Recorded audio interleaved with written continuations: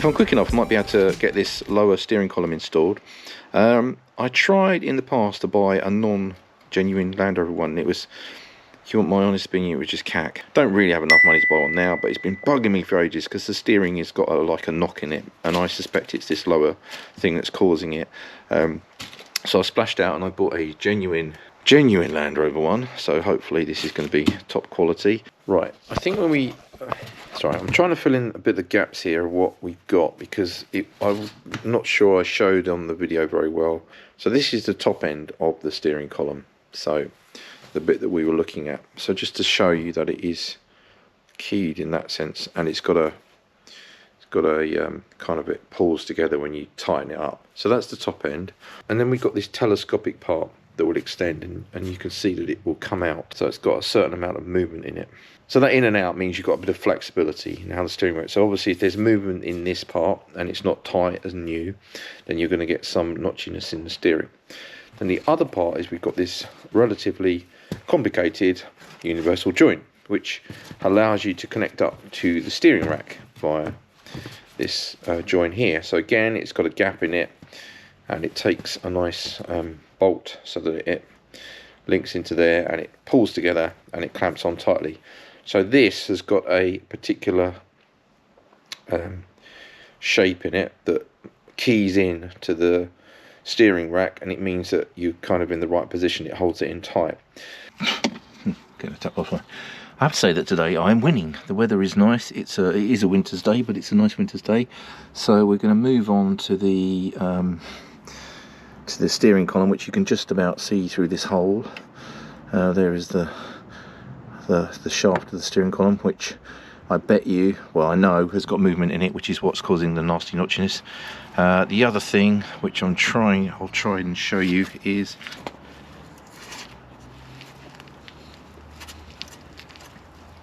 I don't know how easy it is to see, but that is, it's moving even by hand. Actually, it's wiggling around. So the front driver side lower arm needs doing. It is clunking away, driving me a bit mad, but I think part of it is the steering rack, not the steering rack, the lower steering column, which is clunking, which is also very annoying. So I'm going to fix that now. So one thing we've got to do, we've got to remove this little panel down here to get access to it, and then on top we have to get into here, and this bit will come out quite easily. Then we just remove this portion here of the secondary battery tray, which is not too bad to do, and then we'll be able to see the steering column properly, which hides all the way in there, which is hard to see, but it's not a big job. Things to mention are, make sure that the steering lock is on, otherwise you get in trouble, because you want everything to be in the same position. You take it off and put it back on, because if the steering wheel is spinning around, it's going to give you a headache or a pain in the bottom, as I like to say. And then obviously we're just going to get this set up and get on with it. So it's a few little bits to remove, and then we'll be able to get to the steering column. It's just clipped in with a few clips. Just got to get them undone. That's that bit. It's not very difficult. This bit just slides out. Don't forget to put these back in when you've done it. And then this is just, I think they are 13mm.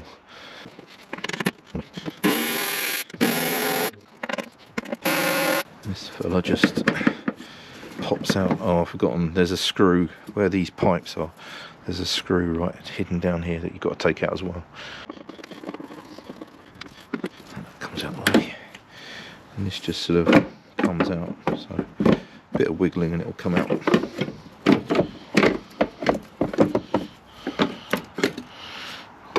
that out of the way, and I don't know how good it is to see, but we'll have a look. So we've got down here, we can actually see that is our bolt that we need to undo. So the steering column is the right way round. That bolt's going to come undone. I'm not sure how easy it is to show. but you'll probably be able to hear it. Let's see if I can do my other hand. This is really loose now.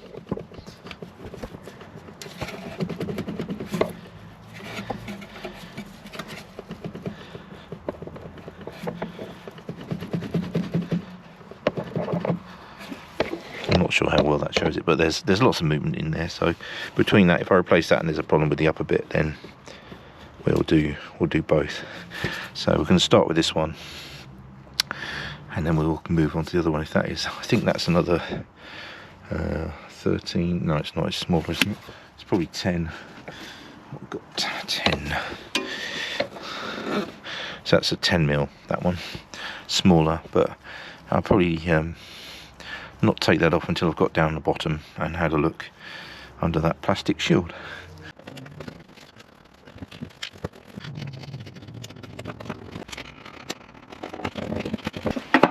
Right, it's probably the bit I like the least, so I've done that. So that's what we've got to take out to get to that bit. Obviously try not to destroy anything else in the process. So that's there. So we're going to have to rotate the steering wheel to get to the other side of it in order to unbolt it. Right, so if we are rotating things around and then maybe getting confused, let's just do a bit of marking. I'm sure this probably only goes one way, but it's better safe than sorry, isn't it? So a nice mark there, and then we can mark the steering column. So I think it probably should be obvious, but I'm just being paranoid. It's more the steering wheel you don't want spinning around, because you've got to obviously disconnect this and then the steering wheel could spin. So we're going to have to rotate steering wheel a bit to get the head of the bolt to show to us so we can actually undo it. So I've rotated the steering wheel. Actually, I've still got access to the head on the other side to undo the bolt. So that's okay. So I could do it like that, and then we've got access down here, if you can see it, to the this. So that's an E10. So that's like a star drive thing, and then you're just going to get your long wrench and do it. I know that I took off the front plastic bit as well, so I probably didn't have to do that, but I was just doing it from what I remembered last time. And obviously I probably did that last time and didn't need to do it either, but just be careful of these pipes. You don't want to, these are like to go to the fuel cooler, so you don't really want to damage them because they're fuel pipes. Also, they do seem a little bit keen to fall off of their mountings. So there's a mounting here that is not very interested in staying on. So just make sure they're back once you've done it, clipped into place. Right, let's do that.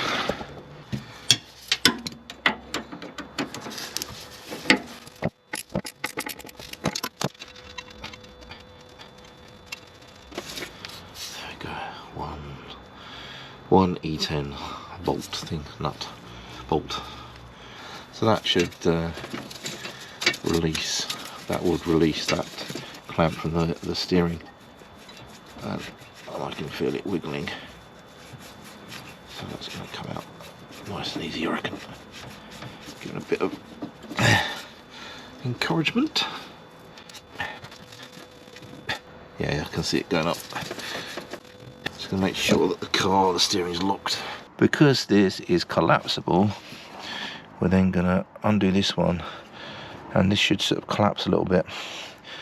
And I'm trying to remember how I got it in there last time, but it must come from either the bottom or the top. Good guess, bottom or top. So let's have a look and see what happens. Okay, that was a little bit more of a faff to get it started. I kind of managed to just bring the steering wheel around a little bit more, but it's coming out now. Not very exciting, but needs to be done.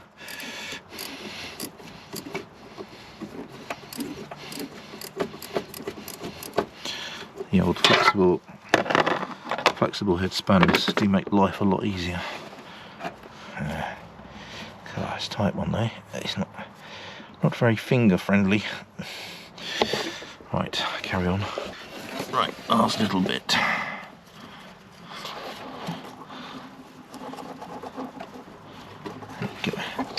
got that one now. That's that one. So that's the top one. So once you've got the bolt out, the idea is to just wiggle this until it comes off. And it's just very difficult to film in here because there's not much room, so I think I will just wiggle it around and then show you the next steps. Okay, after quite a lot of faffing around because this was very stiff to get off, I finally managed to disconnect that. So I also have removed the heat shield that's in here so I could get access to it, because it was just proving to be a pain. So I ended up sort of levering it off from this direction, and then we just got to make sure it comes off the bottom, which I'm wondering whether it will be easier to do. I don't know. So this is the extending bit of it, so as you can see, so we've got to try and get it off the bottom down here. But that, there you go. Actually, I don't know how easy that is to see, but that is now pulled off pretty much. Right, there we are. I'm hoping that will just come off and come in this direction. Yeah, that's disconnected now, so I can feel it, and it's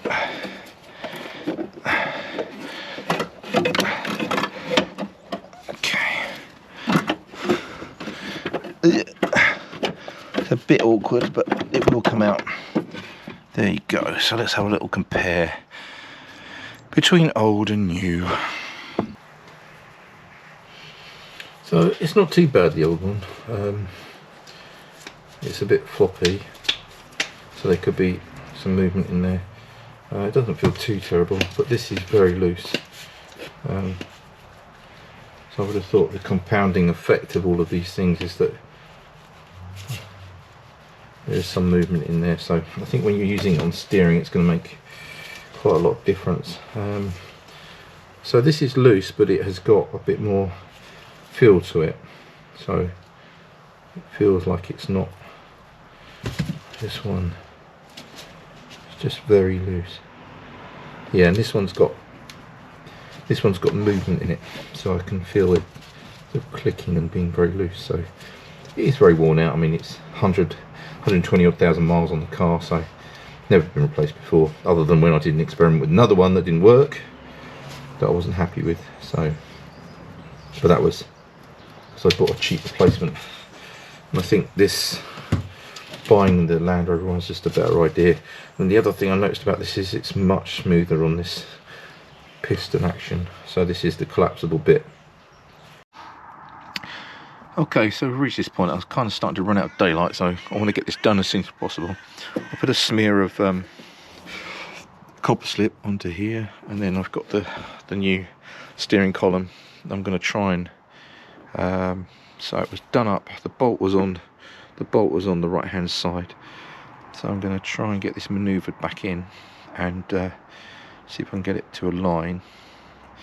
It's not very easy to see when you film it, so I'm not sure I can really show much on film, but suffice to say you kind of going to manoeuvre it down as we took it out. It's got to go that direction and at an angle down, and then when it gets to the universal joint here at the bottom, you've got to just manipulate that round to the right direction. You can actually, yeah, it only fits properly in one way onto the mounting because it's keyed, so you can't really get that wrong. As long as the steering wheel's locked as well, you're not going to get everything out of sync. So hopefully that will go in relatively easily. I have checked the other one a bit more, and it is, once I put it in a vise and wiggled it, you just can't see it on film, or probably hear it, but it's notchy. It's got at least a millimetre of movement in it, and I think that's what's translating when I'm steering. So when you put the steering column in from the top, you are going to come in, say if it's in that orientation with the notch at the top and it's coming down here, you can see that this is in a certain orientation as well, so they kind of don't necessarily match up, which is why we turn the steering wheel. So there, if you can just see, the stubby bit is there aligned, and I'm going to probably put it on at the bottom first, see how easy that is to do. I'll try and set the camera up or try and film that a little bit as well. So we're nearly there, and it was helpful having this bit because you could align it a bit by bringing it through here. Then we've got to get under the vehicle again, which is a bit harder to see, but there you can see that the end of the steering column is here, so it just needs to be rotated into position, and in theory that will go on nicely. I also think I might just push it on at this end so that it's got it's fixed, because otherwise the other end might be a bit difficult or tricky to get into position. Also forgot to clean up the bolts. They're pretty good actually. Give them a good clean, check the threads, cleaned out the threads. Probably just going to put a little bit of blue lock on those, and you reuse them. Neither of them look bad condition, so they're not rusty other than superficially, so I'm just going to reuse these bolts. There you go. So that bolt's just in hand tight there, and then it'll make it easy to manipulate the other end to get it onto the steering rack. Right, after a bit of manipulation, it's gone on. I had to disconnect it at the other end, otherwise it just wouldn't fit on. So I've done that, and then I'll be able to attach the other end. Well, now that's in, we can get the bolt in and start to tighten it up, which is excellent. So it doesn't go on a straight line like that. It kind of comes onto the steering rack at an angle, which is why you've got the universal joint. So just to say, so the difficulty I had when I locked it in here was that this needed a bit of movement, because it's a new one. It needed a bit of movement in order to get this on, because this is quite a specific key. And the other thing I want to mention is when this pushed on to the steering rack, to its fixing point, if you push it all the way down and it clunks on, then you miss the notch which is on the steering rack, on the pin that comes up. So you've got this pin coming up and there's a notch on it, and if you push this all the way onto it, then the alignment is not there for the bolt to push through, and you have to back it off slightly. Oh, fucking hell. Right, not very exciting again, but we are in, and we've got that on. Just a little bit more to finish, and we're basically done on this repair. Now, there we go, now secure at this end as well. Tighten them both up nice and tight, so we should be nice and secure. I'm just going to put back the battery tray here from the bits over here, and then we're pretty much done. And then just the other thing is that little heat shield under here, so I'll do that, and then I'm going to stop. So the proof of the pudding was in, you know, going out for a drive. So we've been out for a drive, and I'm just so much happier when you turn this steering wheel. You're not getting this kind of notchy knock that came through it before, so I'm just really happy. And I know that at the upper steering column it goes down to a kind of rubber pivot again, where you've got this kind of thing. This, although it looks annoying, it isn't annoying, but there is a bit of vagueness in it, so I may address this at another point. So yes, there is a bit of vagueness in it. Discovery 3 steering is not a sports car, so you're always going to have a bit of vagueness in it. And the other thing that also makes the steering a bit vague is the lower suspension arm that's got movement in it as well. So I don't think you can ever get a perfect kind of steering from a Discovery 3, but you can certainly improve it. If you've got movement, you've got notchiness, and you've got clunking when you turn the steering wheel, and it's not wheel bearings and other things like CV joints and all that kind of stuff, then this makes a massive difference, and it just makes it a lot nicer when you're driving it. This is so much better, and I'm really pleased that I bought a genuine Land Rover one. It fits the steering straight, and what more could I want?